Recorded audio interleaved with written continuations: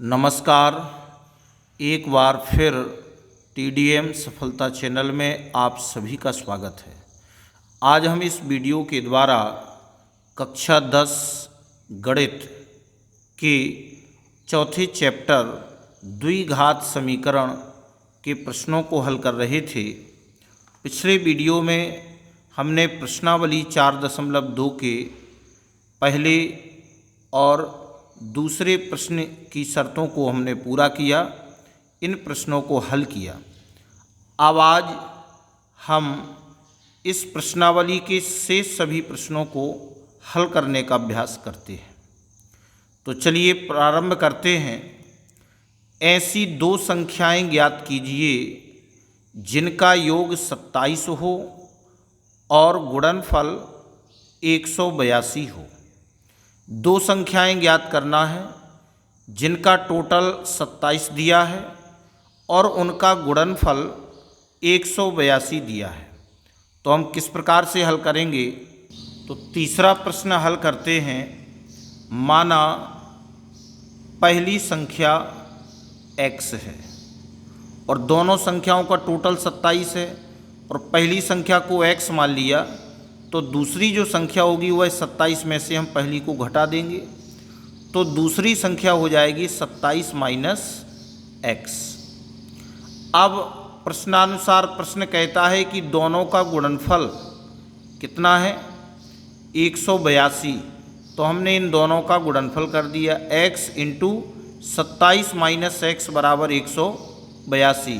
अब इसका गुणा कर देंगे तो ये हो जाएगा 27x माइनस x हो जाएगा x स्क्वायर बराबर 182। अब इसका अंदर पक्षांतर कर लेंगे, इसको क्रम से लिख लें। माइनस का x स्क्वायर प्लस के 27x, इधर इसका पक्षांतर किया तो माइनस 182 बराबर 0। अब माइनस का अंदर गुणा कर दिया, माइनस का अंदर गुणा कर देंगे तो x स्क्वायर ये प्लस का हो जाएगा, ये माइनस के 27x और प्लस के 182 बराबर 0। माइनस का गुणा करने पर अब 182 जो आया है इसके अब हम गुणनखंड देखो, गुणा करने में 182, जोड़ने और घटाने में माइनस के 27 चाहिए, माइनस के 27। तो इसको 182 के गुणनखंड करके और हम संख्याएं प्राप्त कर लेते हैं। तो जो हमें संख्याएं प्राप्त हुई वह 13 और 14 है, और ये दोनों माइनस की ले ली ताकि जोड़ने पर माइनस के 27 हो जाए और माइनस माइनस का गुणा होगा तो प्लस 182। तो 27x यानी जो मध्य पद है इसके दो भाग कर लिए, 13x और माइनस की 14x। अब इसमें कॉमन लिया तो x कॉमन आ गया, तो यहाँ आ गया x माइनस 13 है और माइनस यहाँ ले लिया 14 है तो x माइनस 13 है, और चेक कर लिया माइनस के 14x माइनस माइनस प्लस 14 का गुणा 13 में करेंगे तो 182 आ जाएगा। आगे हल किया तो x minus 13 into x minus 14 बराबर 0। जब x माइनस 13 बराबर 0 या x माइनस 14 बराबर 0, तब x बराबर ये आपका प्लस 13 हो जाएगा और यहाँ x बराबर 14 हो जाएगा। तो अब हम जब x बराबर 13 लेंगे, जब पहली संख्या हम 13 लेंगे तो दूसरी संख्या हमारी क्या आ जाएगी? 14 हो जाएगी। और अगर हम पहली संख्या 14 लेते हैं तो हमारी दूसरी संख्या क्या हो जाएगी? 13 हो जाएगी। तो हम उत्तर में बता सकते हैं कि अतः दोनों संख्याएं 13 एवं 14 हैं या 14 एवं 13 हैं। इस प्रकार से हम इसको बता देंगे।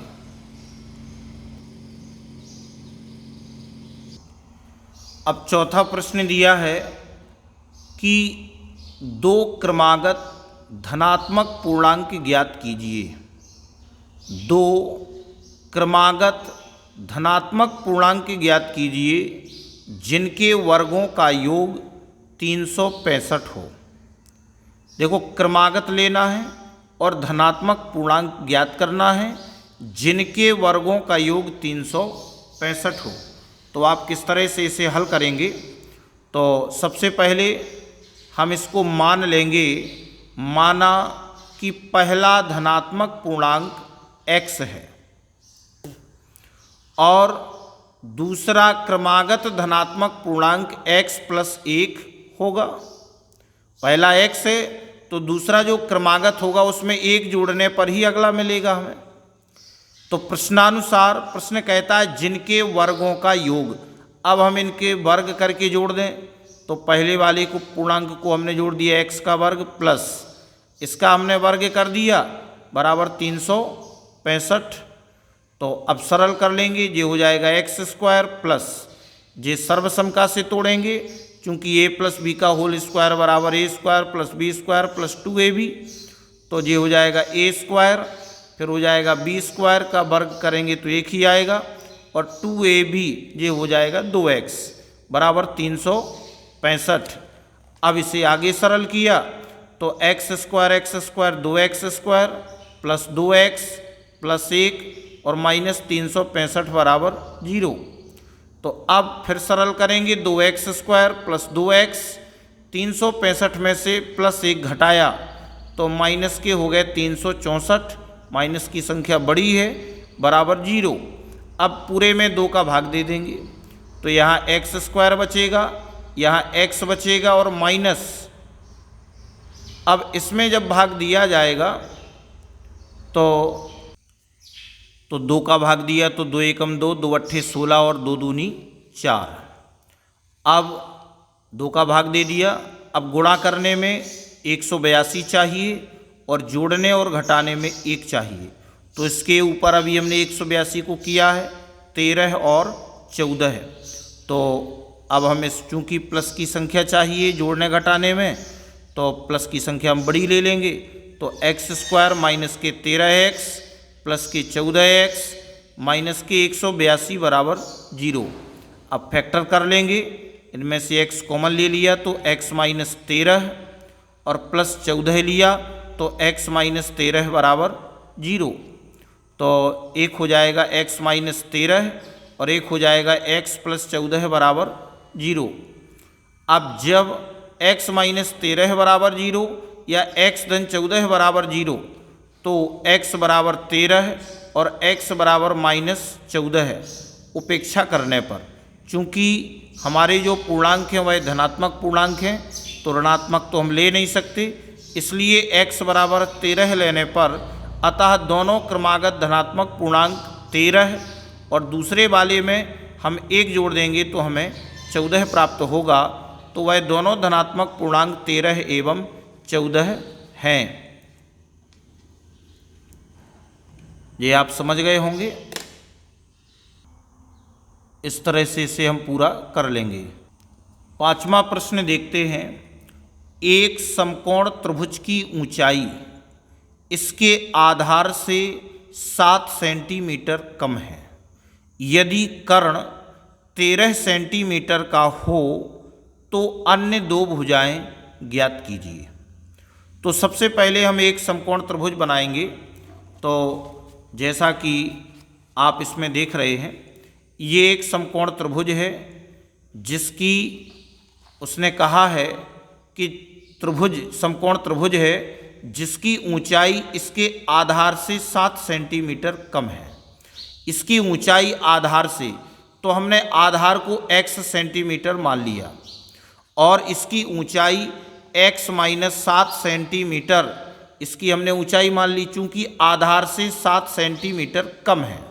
और इसका कर्ण आपको 13 सेंटीमीटर दिया है, अन्य 2 भुजाएं हमें ज्ञात करनी है। तो चलिए हम इसको मान लेते हैं। माना समकोण त्रिभुज का आधार बराबर x सेंटीमीटर और त्रिभुज की ऊंचाई x माइनस 7 सेंटीमीटर जो कि आधार से 7 सेंटीमीटर कम है और इसका कर्ण हमें 13 सेंटीमीटर दिया है। तो हम पाइथागोरस प्रमेय से कर्ण का वर्ग बराबर लंब का वर्ग धन आधार का वर्ग, तो हम इसका सीधे मान रख देंगे।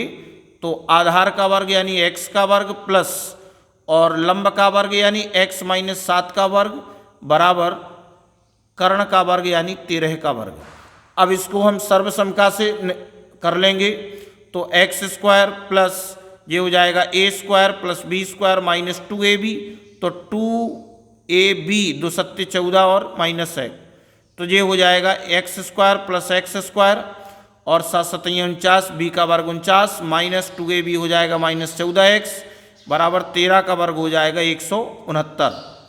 अब x square 2x square minus के 14x प्लस के 49 और इधर पक्षांतर किया तो 169 बराबर 0। अब 2x स्क्वायर माइनस के 14x, अब 169 में से 49 घटाए तो 120 बराबर 0। अब पूरे में 2 का भाग चला जाएगा तो यहाँ एक्स स्क्वायर माइनस के 7x और 120 में 2 का भाग दिया तो माइनस के 60 बराबर 0, 2 का भाग देने पर।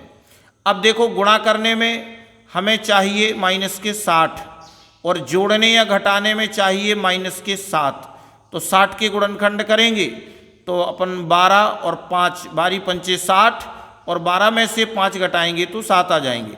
चूंकि 7 हमें माइनस के चाहिए इसलिए हम माइनस की संख्या बड़ी ले लेंगे, तो एक्स स्क्वायर प्लस के 5x माइनस के 12x माइनस के 60 बराबर 0, तो 7x के मध्य पद की हमने 2 संख्याएं बना ली।